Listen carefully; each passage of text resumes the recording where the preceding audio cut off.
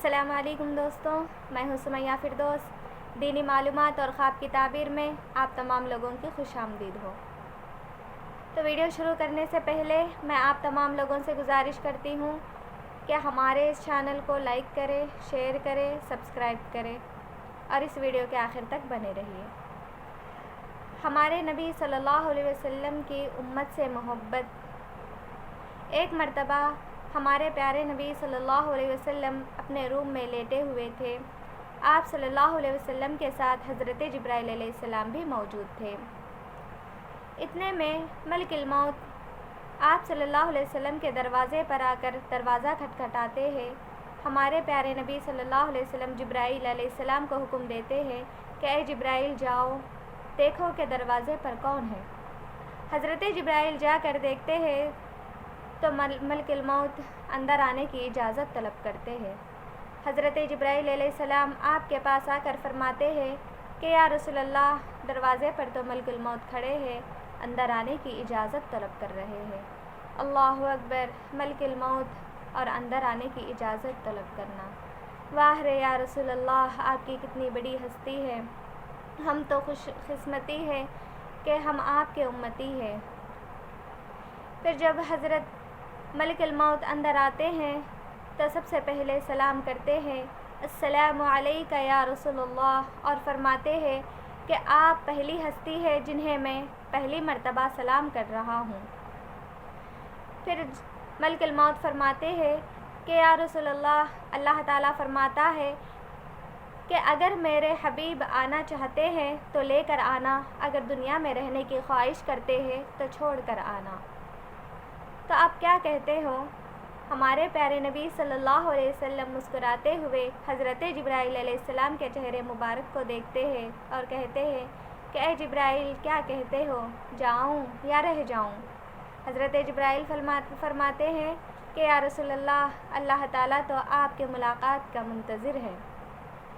ہمارے نبی صلی اللہ علیہ وسلم کہتے ہیں کہ اے جبرائیل، جاؤ اپنے رب سے کہنا کہ میرے جانے کے بعد میری امت کا کیا ہوگا، میری امت کے ساتھ کیا سلوک کیا جائے گا۔ تو حضرت جبرائیل علیہ السلام اللہ رب العزت کے پاس جاتے ہیں اور کہتے ہیں کہ اے اللہ، آپ کے حبیب فرماتے ہیں کہ ان کے جانے کے بعد ان کی امت کے ساتھ کیا برتاؤ کیا جائے گا۔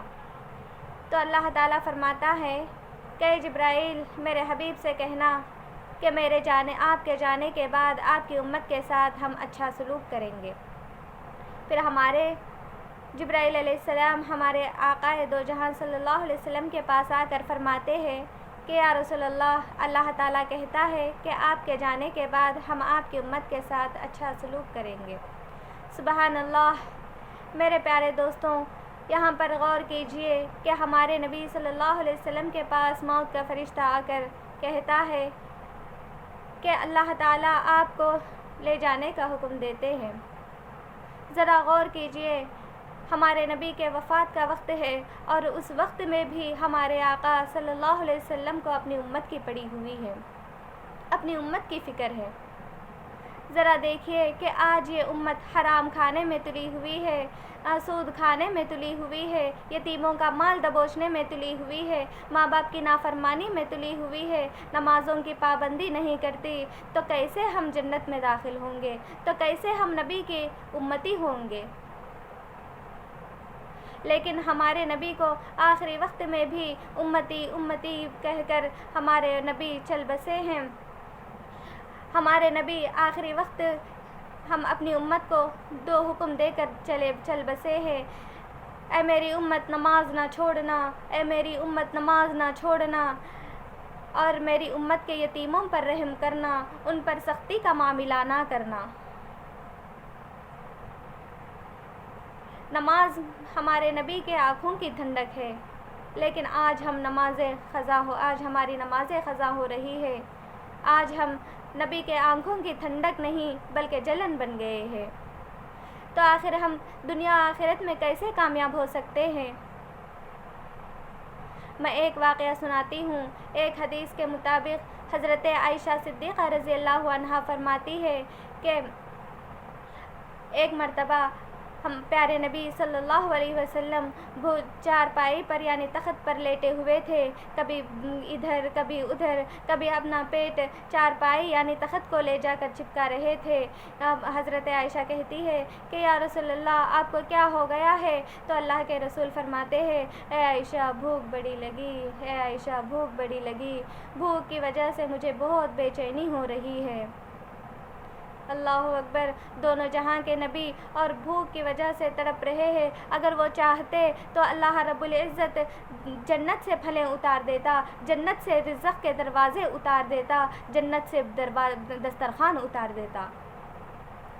تو حضرت عائشہ کیا کہتی ہے؟ تو حضرت عائشہ فرماتی ہے کہ یا رسول اللہ آپ تو اللہ کے رسول ہیں، آپ تو اللہ کے حبیب ہیں، تو جائیے 2 رکعت نماز پڑھ کر اللہ تعالیٰ سے کچھ مانگیے، اللہ تعالیٰ آپ کو ضرور دے گا، انکار نہ کرے گا۔ ہمارے پیارے نبی صلی اللہ علیہ وسلم جاتے ہیں نماز پڑھنے کے لیے اور جانماز بچھا کر 2 رکعت نماز پڑھتے ہیں اور ہاتھ اٹھاتے ہیں اور دعا کے لیے ہاتھ اٹھاتے ہیں تو اپنے لیے کچھ نہیں مانگتے، صرف امتی امتی، اے اللہ میری امت، اے اللہ میری امت۔ ذرا غور کیجئے، اتنی بھوک کی شدت ہے پھر بھی اللہ کے نبی فرماتے ہیں کہ اللہ میری امت میری امت۔ اگر ہم ہوتے اس بھوک کی شدت میں اگر ہم ہوتے تو پہلے اپنا پیٹ دیکھ لیا کرتے، یعنی اگر کسی کا بھی خیال نہیں کرتے، پہلے اپنے پیٹ کی فکر کرتے۔ 3 دن سے بھوکے ہیں، پیٹ پہ پتھر باندھے ہوئے ہیں، لیکن پھر بھی ہمارے نبی کہتے ہیں کہ اللہ میری امت میری امت۔ جب ہمارے نبی نماز سے فارغ ہو کر گھر پہنچتے ہیں تو حضرت عائشہ کہتی ہے کہ یا رسول اللہ کیا آپ نے اپنے لیے کچھ مانگا ہے؟ ہمارے پیارے نبی کیا کہتے ہیں؟ ذرا غور سے سنیے۔ ہمارے پیارے نبی کہتے ہیں کہ اے عائشہ جب میں دعا کے لیے ہاتھ اٹھاتا ہوں تو اپنے لیے کچھ بھی نہیں مانگتا، ارے مانگنا تو دور کی بات، میں اپنے آپ کو ہی بھول جاتا ہوں، صرف مجھے اپنی امت کی پڑی ہوئی رہتی ہے۔ دوستوں، ہمارے پیارے نبی صلی اللہ علیہ وسلم اپنی امت سے کتنی محبت کرتے ہیں، آخری وقت میں بھی اپنے وفات کے آخری وقت میں بھی امتی امتی کہتے رہے اور اپنے بھوک کے شدت میں بھی امتی امتی کہتے رہے اور کل قیامت کے دن بھی امتی امتی ہی کہتے رہیں گے۔ سبحان اللہ۔ لیکن آج ہمارے دل میں ہمارے نبی کی محبت نہیں ہے، ہمارے نبی کے اخلاق نہیں ہیں، ہمارے نبی کے طریقوں پر ہم عمل نہیں کرتے، ہم اللہ رب العزت کے بتائے ہوئے احکام پر ہم نہیں چلتے ہیں، تو کیسے ہم اپنے نبی کے محبت کو اپنا سکیں گے اور کیسے ہم دنیا اور آخرت میں کامیاب ہو سکیں گے؟ تو میں تمام لوگوں سے یہی گزارش کرتی ہوں کہ اللہ تعالیٰ کے احکام پر چلے، ہمارے پیارے نبی صلی اللہ علیہ وسلم کے بتائے ہوئے طریقوں پر چلے تاکہ ہم اپنے نبی کو خوش کریں۔ اگر ہم دنیا میں اپنے نبی کو ناراض کریں گے تو اللہ ہم سے ناراض ہو جائے گا، اگر اللہ ہم سے ناراض ہو جائے گا تو ہمیں جنت نہیں ملے گی بلکہ جہنم ہی ہمارا ٹھکانہ ہوگا۔ کون چاہتا ہے کہ ہم جہنم میں جائیں؟ سب تو یہی چاہتے ہیں کہ ہم جنتی بنیں، ہم جنت میں اچھی طریقے سے رہیں۔ تو ہم دنیا میں اگر عمل کریں گے تو دنیا بھی ہماری ہوگی اور جنت بھی ہماری ہوگی۔ تو آخر میں دعا کرتی ہوں کہ اللہ تعالیٰ ہمیں سننے سے زیادہ عمل کی توفیق عطا فرمائے اور خاص کر تمام امت کے دلوں میں ہمارے پیارے نبی صلی اللہ علیہ وسلم کی محبت جگائے۔ آمین۔ اس ویڈیو کو زیادہ سے زیادہ لائک کرے، شیئر کرے تاکہ ہمارے نبی کی محبت تمام لوگوں کے دل میں آ جائے۔ السلام علیکم ورحمۃ اللہ وبرکاتہ۔